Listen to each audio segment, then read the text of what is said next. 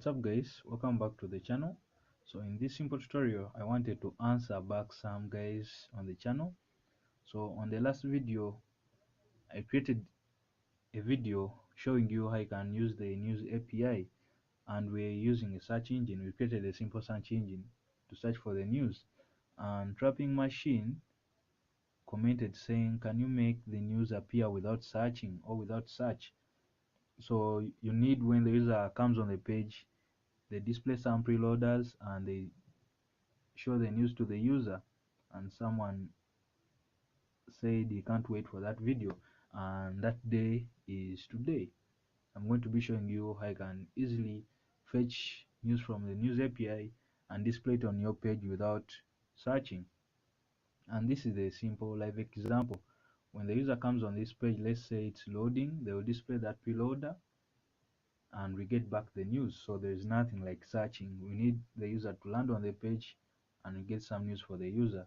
And I have styled this UI using the materialized CSS. So the user can click the three dots, read some extra information about that news, or click read more, and he will be taken to that website. You can see how it is very simple, how things are really organized. And this is the example that I created at first. News API, and this is the search engine that we created. So the user can easily type in like Amazon search, and it will bring any article that has that keyword of Amazon. Say Amazon says, Amazon. You can see, don't mind about the arrangement because we are going to work on that in this tutorial. You can see how it works. So that was the first example that I showed you in the other video. So in this video, you need the user to see the news immediately they land on your page, and that's what we're going to be doing. So what you need to be having first is the news API account. So go to newsapi.org and sign up. You'll be given your API key. So don't use mine because I can easily regenerate another API key and this old one won't work. So make sure you sign up and get your free API key. Then what you need to be having again is jQuery, because we are going to be using jQuery. So you need to be having jQuery in your project because it's the one that we are going to be using. When you reach jQuery.com, click this download button and include it in your project. I'm not going to show you all that. Then I'm also going to just work on the logic part because I already designed the interface. I'm not going to redesign all this, it will be your choice. The part that I'm going to explain at least is this, where we're going to be displaying the user. At first, as you can see here, the live example, this div with a class of container is responsible for leaving some equal width on the right hand, on the left and right hand side. So this space you see this side and this side is equal because of this div with a class of container. So all these stylings are got from the materialized CSS framework that I'm using. Then for this I will explain when we start JavaScript, don't worry. Then this div with the ID of loader is the one responsible for displaying our preloader somewhere here in the middle when the user comes on the page. So as you can see, we are just like centering the progress, the preloader in the middle. You will see that very soon. And here at first we are displaying the preloader to none.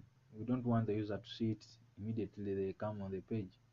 So they will first have to make a request, let's say landing on the page, get the news, and we shall display that preloader.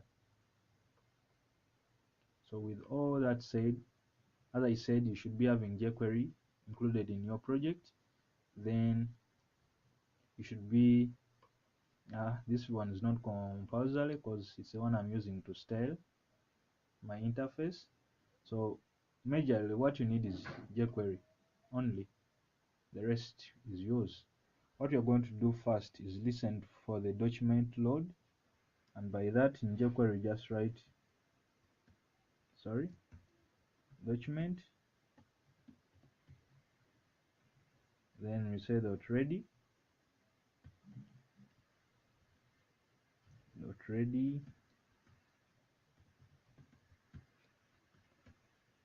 and we can't type and write. So first of all, we are listening for the document to fully load. That's the first code. And immediately we do that, we are going to get the URL where you want to get the data. So let URL a variable, and I'm going to go to the news API and I get a link where I want to get the data from. So I'm just going to click back to home.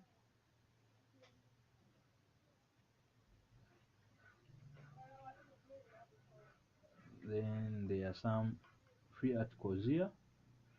There's the one for Bitcoin. There is the one for top headlines. So there is this. So there are a lot of APIs that you can make a request to. So the one I'm going to use is this.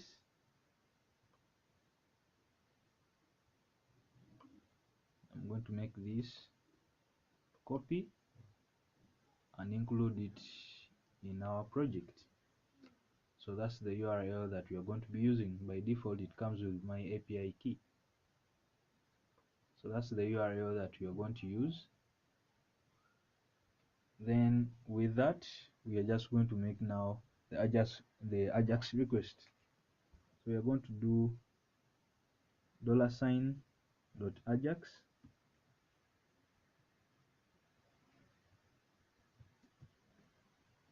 and we are going to get the URL. So these are the parameters. We pass in the URL that we created up here.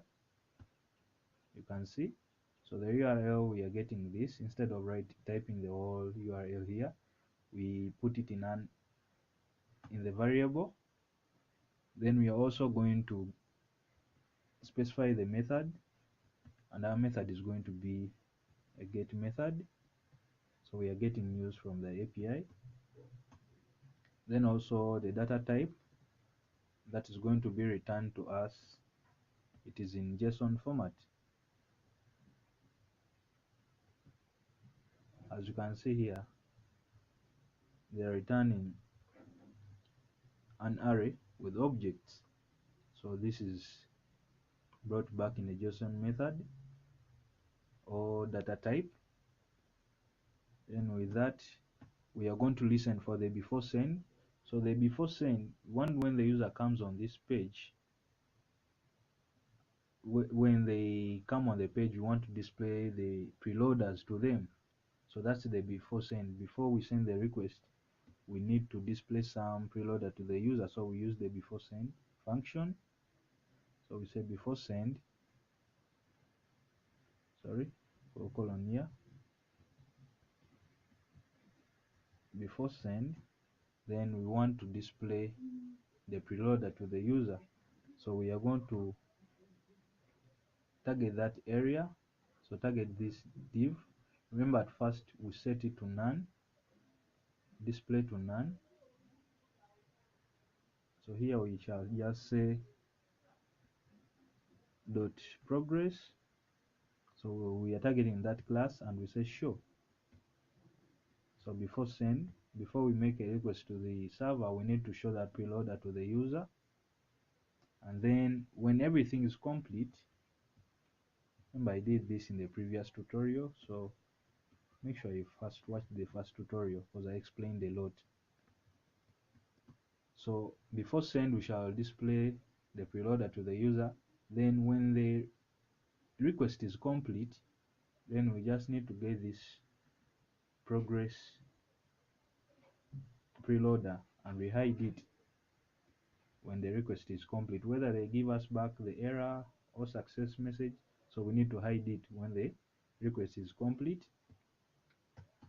And then we need to check for the success function. So when everything is successful, then this is what we are going to run. And then let me also complete the last one. In case we bump into an error, so we say error colon, then we shall also display some information there. So for the success, that's where the logic is going to be. When everything comes back to us, let us first create a variable output, and we are going to set it to nothing. And I'm going to create another variable, let me call it latest news, and I'm going to, let me first pass in a perimeter here, and I'm going to show you what I mean. News. The reason why I've passed in this perimeter is because when you look at this data that we are going to get, it's coming back in an object way. So first there is an object, and then inside articles we have this array. So to do that, we need to pass. It's like passing when you're using vanilla JavaScript. This way you write json.pass. So here we need to first assign this news, then you say dot articles, the array that we are getting back. So we are skipping this object and getting this array that you're seeing here. So we are saying news. Let me remove this, I don't know why I wrote that. Then we say news dot articles, so the name of the array that you want to get the data from. So news dot array, sorry, news dot articles. So this is the array that we want to loop through. We have passed in an argument here, a perimeter, and we are assigning it to this array. So whatever that is going to be got from here is going to be assigned to this variable. So let us loop through this news. I'm going to use a for loop for var I in. So now we need to look through this data that we have got. So for var I in latest news, so this is where our array is located, that variable that we created. Now we are going to use this variable that we created here also output, and we are going to append it to some data that we are going to be writing. I'm going to use the backticks. Backticks are right next where you're seeing number 1 on your keyboard, but the first button in front of 1, it has these backticks, and put a semicolon. So this is going to be our HTML template, how the things are going to be designed on the page. That's where we are going to write all the necessary HTML. So what I'm going to do first is create a simple div, and I'm just styling this. Create a simple div. First slide up. Create a simple div, and I'm going to give it some classes of materialize call for short for column, and L3 on large screens, M6 so on medium. I want 3 columns on large screens, 6 like 2 columns which are 6 by 6 on medium screen, then S12 so on small screens. I want those articles to complete the full width of the page, and I'm going to show you what I mean by that. So I'm just going to put some H4 at first, because I want to show you how we do it before we start designing. And I'm going to put in this $sign, the one you're seeing here. Let me make this one H3,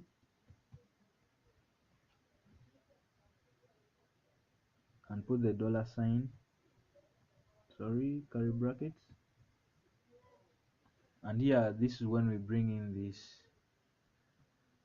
variable that we created, and it's going to be, we are going to pass in this I, then dot. You come now to the API and see how you can look through the information you want to get. So you can easily get the title by doing articles.title, articles.description, stuff like that. So right now here what you're going to do is latest news.title,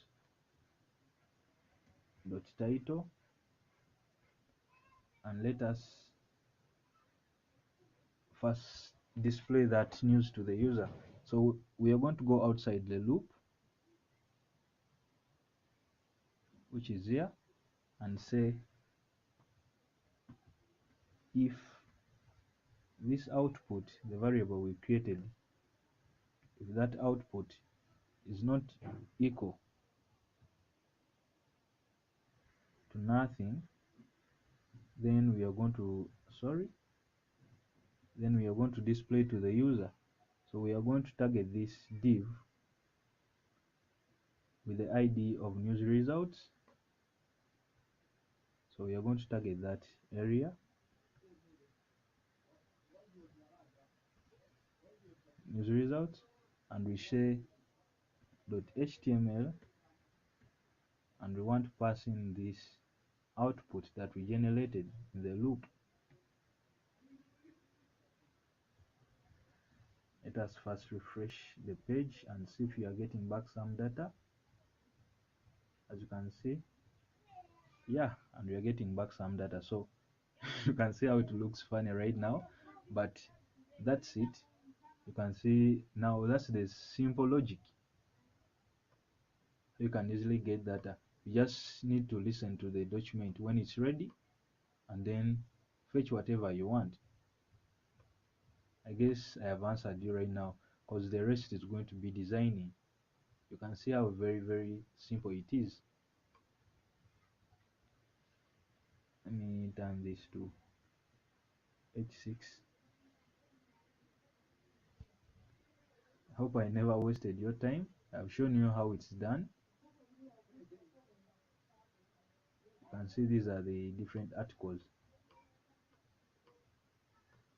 So whatever we are doing next is going to be designing, because I already showed you this. So guys, that's it. That's how you can easily get data from the news API without searching. So the user will come on the page, see the preloader. When the server response is done, so this is the before send, we show the preloader. When the request is done, when it's complete, we hide that preloader and get the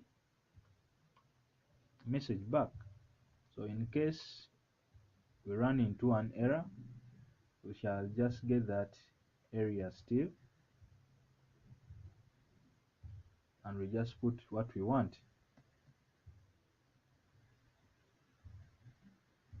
Some error occurred.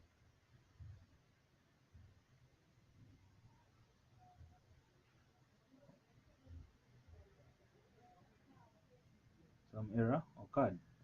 So in the same area where the news will be, in case we run into an error.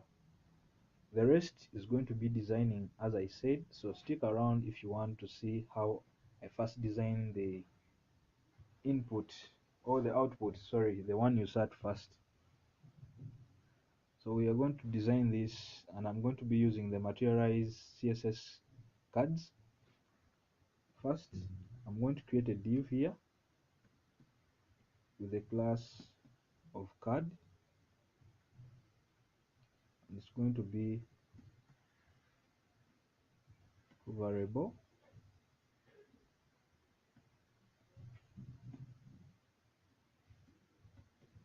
Let's close it here. Let's first refresh and see. You can see how it's looking like. Then let us first finish fetching some data from the news API. I'm going to create another div. This is where we are going to put all our HTML. This variable called output. I'm just going to say class of card dash image. So this is where the image is going to sit. I'm just going to write the image tag. The source, it's the one which is going to be dynamic. It's going to be having a class of responsive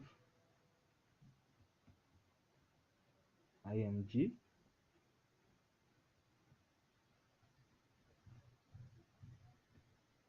and here we are going to put $ curly brackets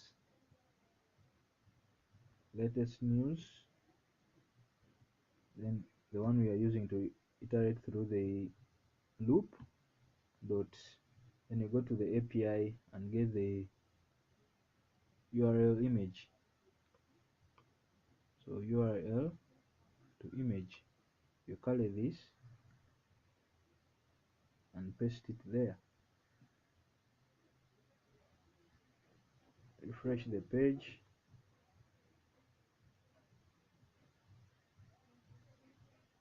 You can see we are getting now our images. And to create a simple nice looking grid system, I'm just going to add another class here of medium.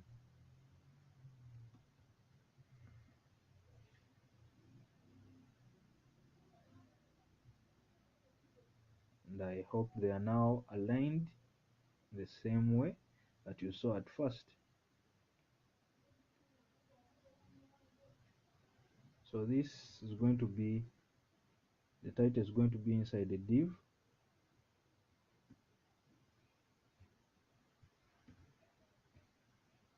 With a class of card content.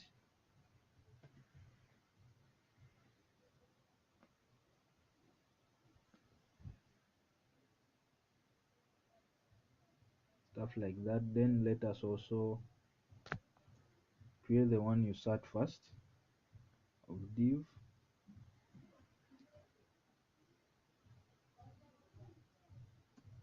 And it's going to be having a class of card reveal, and this way we are going to be having the other paragraphs, the ones you saw. Let's go, let's just copy this.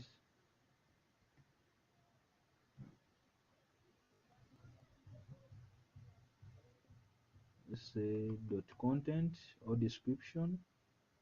Let's get the description.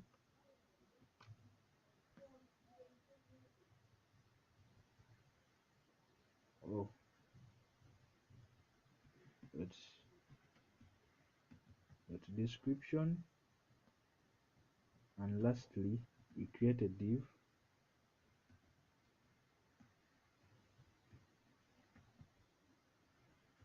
Close it here, and it's going to be having the class of card action. We're going to have a simple button here.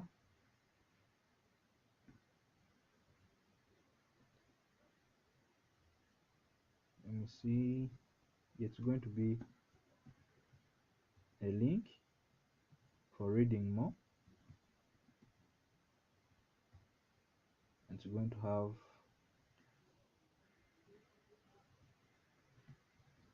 read more.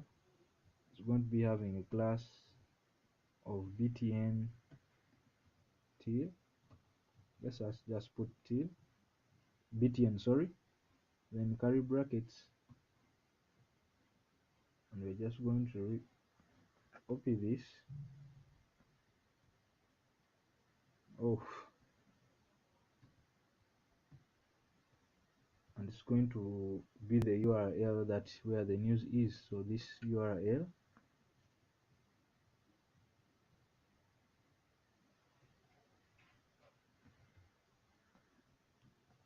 let us refresh this and see.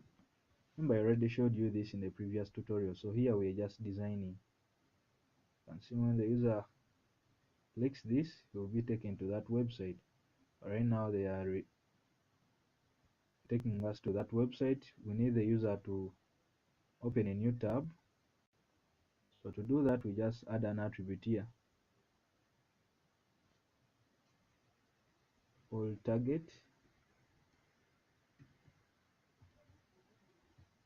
underscore blank.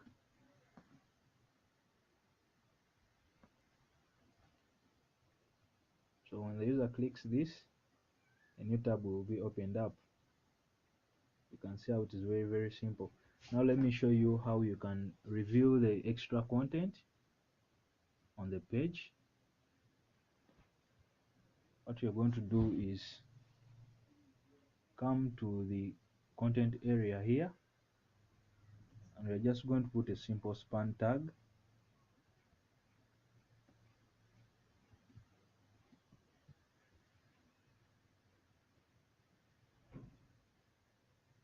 And I'm going to give it a class of card title. So all these classes are coming from the Materialize CSS framework. And I'm going to put an icon with more underscore vet. So that's the name of the icon that I want. And I'm going to give it a class of material dash icons, and I want it to be on the right hand side. Let us see if that works. So this is the one you're seeing here.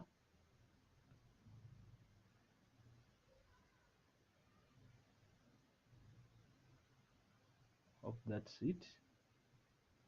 Then when the user clicks it, it acts as the activator. So when the user clicks it, we need it to reveal this content that you're seeing here.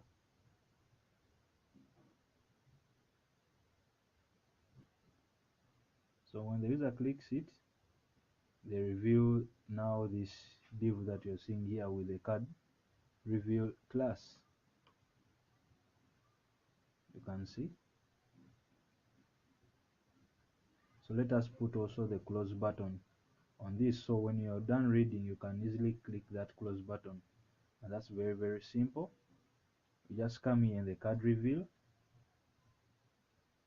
Let us copy the same span tag that we wrote here.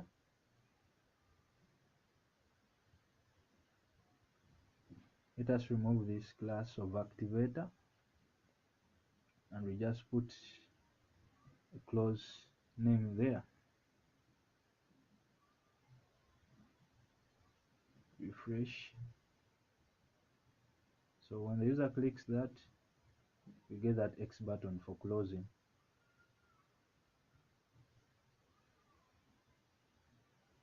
Then the next tip is we want to control the columns, to control the number of columns that need to be displayed on this page, than uncoding everything here.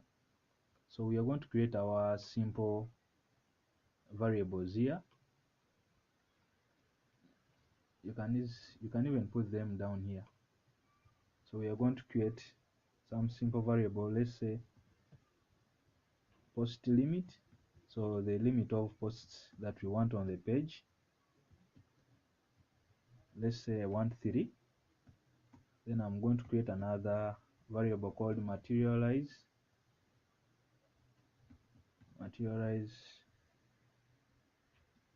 call width, so column width, and it's going to be 12 divided by the number or the post limit that I want displayed on the page.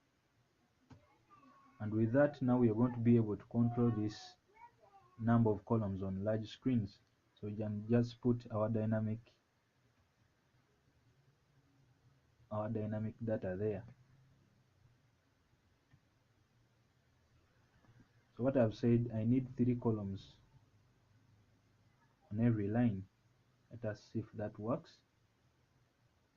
You can see now there are 3 columns. So you can come here and be playing with this. So this area will be dynamic on large screens. Put 4, stuff like that. Let me take it back to 3. And you see there are 3. So the reason why I've done that is You can create a simple drop down here with numbers, let's say from 1 up to 10. So the user will have the choice of selecting whether he or she wants, let's say, 10 columns on every line, 5 columns, 6 columns, stuff like that. So you can also make this area dynamic. So that's some side work that you can put somewhere here, like a drop down. When the user selects 5, they display 5 on each column. When they select 2, they display 2. Stuff like that. You can see when I put 2, you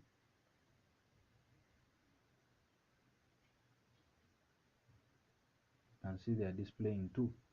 So that's some side work that I have given you. Go and try it out and see if it will work for you guys.